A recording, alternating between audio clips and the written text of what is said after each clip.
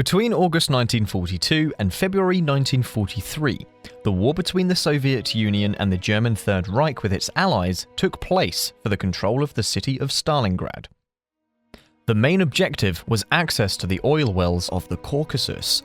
In spite of getting control of almost the whole city, the Great Soviet counter-offensive allowed the encirclement of the German Sixth Army and its final surrender.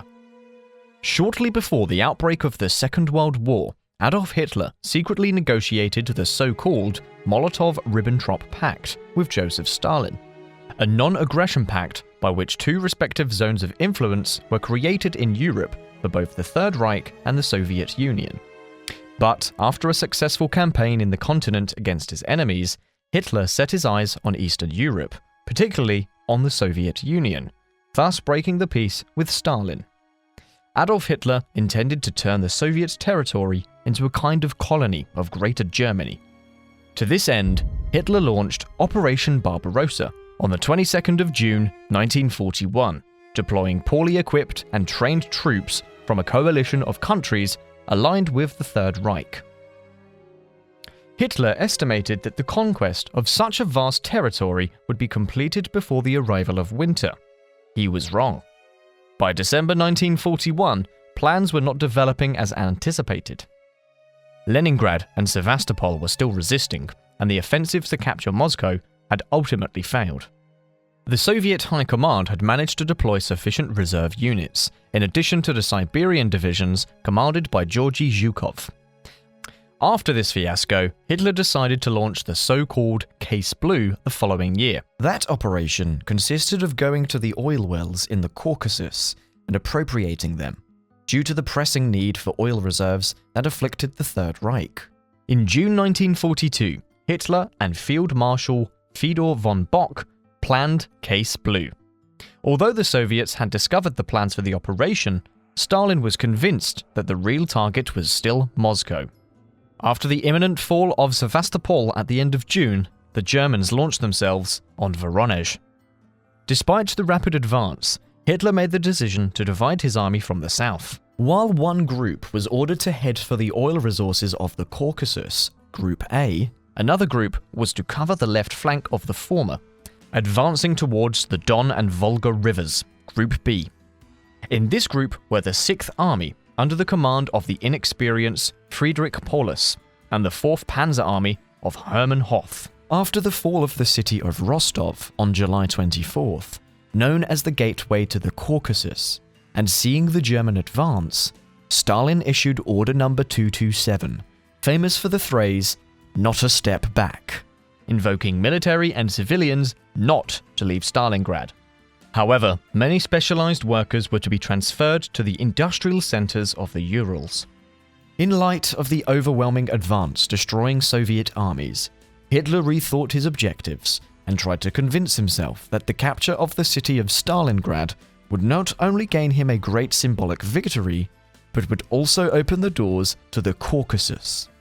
There are authors who say that the city was not so strategically important. It had some military industry, and being on the banks of the Volga River, it had a significant river port to move material, as well as being a railway junction between Moscow, the Black Sea, and the Caucasus. However, the real value of Stalingrad was different. Hitler knew that by conquering the city that bore his name, he would stain Stalin's image, a fact that would have enormous propagandistic value. On 23rd of August 1942, the bombing of Stalingrad began, reducing much of the city to rubble. While the German 6th Army had managed to take and cross the Don River, approaching the Volga, Stalin had forbidden the surrender of the city at any cost, not one step back. Hitler's strategy was for the 6th Army and the 4th Panzers to surround the city from the north and south by making rapid armored assaults. However, there were delays and planning errors. Stalin and his lieutenant, Marshal Zhukov, had time to react and defend the city and its suburbs with the 62nd Army and the 64th Army. Zhukov had arrived in the city at the end of August, and days later he dismissed Anton Lopatin, commander of the 62nd Soviet Army, as too cowardly. In his place, he appointed Vasily Chuikov, who was much more determined. One of his measures was to strengthen the anti-aircraft defense, carried out by brave women. He also withdrew most of the artillery to the eastern bank of the Volga, with the aim of destroying German communications in the rear. In addition, he would use lethal snipers that were key for this battle, among whom Vasily Zaitsev stood out. Friedrich Paulos had reason to worry about the flanks of his army, since they were defended by Italian, Romanian, and Hungarian units, which were weaker, since they lacked heavy weaponry. However, Hitler remained confident of the imminent collapse of the Soviet army. On 14th of September, the first German ground assault on the city took place.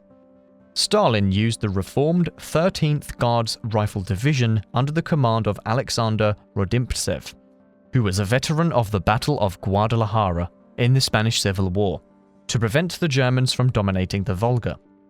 This corps, along with the 8th Air Army, was key in helping the Soviet army. In mid-September, Soviet reinforcements began to arrive from Siberia and Mongolia. On the battlefield, German soldiers were under constant pressure from frequent ambushes and snipers. It was a type of urban battle that no one was used to, neighborhood by neighborhood, house by house, a Rattenkrieg or rat war, while an atmosphere of rot hung over Stalingrad due to the accumulation of corpses from both sides. With the arrival of the cold weather, this would no longer be a problem. At the end of September, the Great German Assault on the factory district was prepared. The Red October steel and Barakadi arms factories became real fortresses, and by October, the German army had managed to gain control of 75% of the city. There were Soviet soldiers who, for various reasons, deserted their ranks and joined the German troops, the so-called Hiwi. Despite the multiple casualties in the Soviet army, the Germans were at the limit of their offensive capacity due to the shortages in their line of supply. In October 1942, Hitler realized that the seizure of Stalingrad would not be possible that fall. Winter was approaching. The weather conditions were hopelessly deteriorating and complicating their goal to carry out the complete conquest of the city. As if that were not enough, epidemics such as dysentery, typhus, and paratyphoid fever were wreaking havoc among the troops. By the end of October, through the testimony of prisoners, the German army was aware of a major Soviet counteroffensive to reconquer Stalingrad. Stalin had mobilized more than 1 million men. The plan was to carry out a pincer movement that would leave the German 6th Army completely surrounded, attacking it on its northern and southern flanks, where its units were weakest. The harsh winter left the city submerged in a white mantle with freezing temperatures that would reach -25°C. On the 19th of November 1942, thousands of Soviet guns began firing on the weakest enemy lines. The 3rd and 4th Romanian Corps were razed to the ground by Soviet T-34s, as they did not have enough anti-tank equipment. The German army underestimated the Soviet attack until it was too late. After this offensive, Paulus's army was imprisoned in Stalingrad with about 250,000 men. The German High Command ordered to withdraw the bulk of the 6th Army from the southwest towards the Don River to avoid disaster. However, Hitler demanded holding out in the conquered city at any cost. Due to Hermann Göring's vague promises, Hitler mistakenly thought that the German army could still resist by establishing an air bridge with the help of the Luftwaffe. For the German leader, it was still a matter of pride between him and Stalin. But by 24th of November, Stalingrad was under an iron Soviet siege, and heavy snowstorms prevented the Luftwaffe from sending the promised supplies to its troops. In addition, the German-controlled Pitomanik airfield was under constant attack. In early December, the first losses to starvation began. Stalingrad had become an agonizing cauldron for the Germans. They did not have enough water or food, and epidemics broke out under unbearable polar cold. But Hitler's order was clear: neither to retreat nor surrender. A faint hope spread in the surrounded army when Marshal von Manstein came to its aid at the command of the Army Group Don. This operation to break through the Soviet encirclement and establish a corridor to send reinforcements was known as Operation Winter Storm and took place in mid-December. However, this contingent of reinforcements was repelled by another Soviet counterattack in the following days. The rescue operation had failed, and Paulus's army remained trapped in that icy hell, while casualties continued to mount. Potomac Airfield was taken over by the Soviets on 16th of January. After this setback, the German army had to use the improvised airfield at Gumrak, which was much smaller and in very bad condition. But that airfield would also fall to the Soviets days later.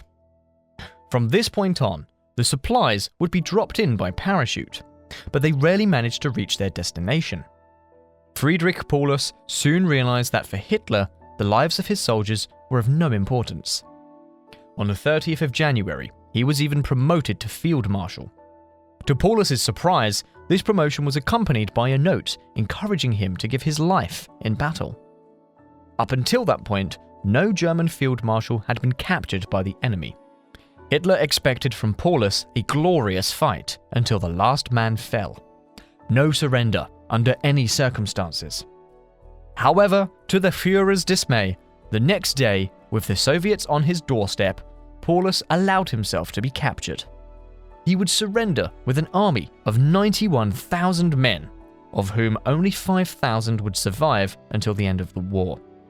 They were unable to continue fighting. The German troops were completely exhausted and demoralized. All this, together with the attacks of the Soviet army, the intense cold, the shortage of food, and the deadly epidemics, a real nightmare. The surrender became official on the 2nd of February 1943.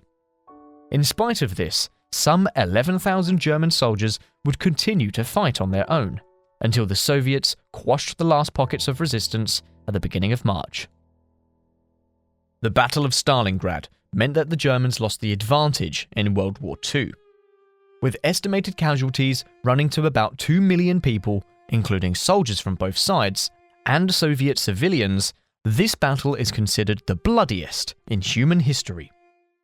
The defeat of the German Sixth Army confirmed what many high military commands suspected: the logistic incapacity to supply and maintain a front that extended from the Black Sea to the Arctic Ocean.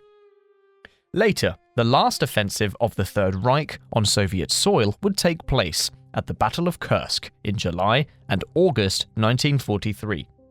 However, this offensive had to be suspended due to the simultaneous Allied landing in Sicily.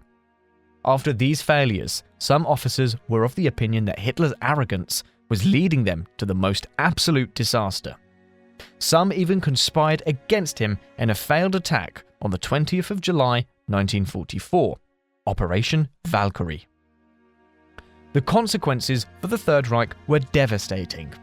Stalingrad was the easternmost strategic point ever reached. The losses were so great for the Wehrmacht that it could no longer advance on the Soviet front. The total annihilation of the Axis Allied armies caused uncomfortable frictions between the Third Reich and its satellite countries. After this battle, the city of Stalingrad, known today as Volgograd, would receive the title of Hero City. The Soviet Union would be bolstered by this memorable victory, which also inspired the rest of the Allies. King George VI of England would give the city a sword forged in his honor. Field Marshal Paulus would manage to survive the war, and once freed from the Soviets, he returned to East Germany. He would die in 1957, while the great architect of the victory, Vasily Chuikov, was appointed Marshal of the Soviet Union years later.